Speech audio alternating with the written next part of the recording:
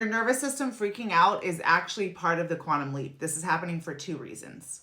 It's freaking out because you're on a new timeline that you're not in vibrational frequency with all of the time. And as you align to that higher frequency, it's not normal for you. So your system kind of freaks out as it's recalibrating to the new higher energy. The second reason has to do with limiting beliefs. You don't have to eradicate all your limiting beliefs in order to quantum leap, but you do have to work on changing them incrementally. One way to do this is actually embodying the new identity of the version of you that's living on that timeline. Making conscious choices to do what they would do, think what they would think, and yes, believe what they believe about reality, even if you don't fully believe it yet.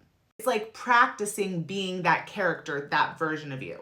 And yes, this often freaks out our nervous system as well, because when we are stepping into a new identity, our nervous system does not think it's safe. The old timeline is energetically trying to self-sabotage you by pulling you back into what is normal for it. Mainly a lower frequency and a reality that it can predict, even if it's not the reality you want to live in. When your nervous system freaks out when you're doing quantum leaping work, this is actually a really good sign. And yes, continue to clear your limiting beliefs. Continue to ask yourself, what would the version of you living on this timeline believe about yourself and about reality? Start to act like you already believe those things before you believe them. You can use tools to clear limiting beliefs like NLP, EFT, journaling. You can also Abraham Hicks it by looking for a better feeling thought and getting yourself on board with believing that your reality could be this way. Abraham Hicks says your only job is to decide what you want and then line up with it vibrationally.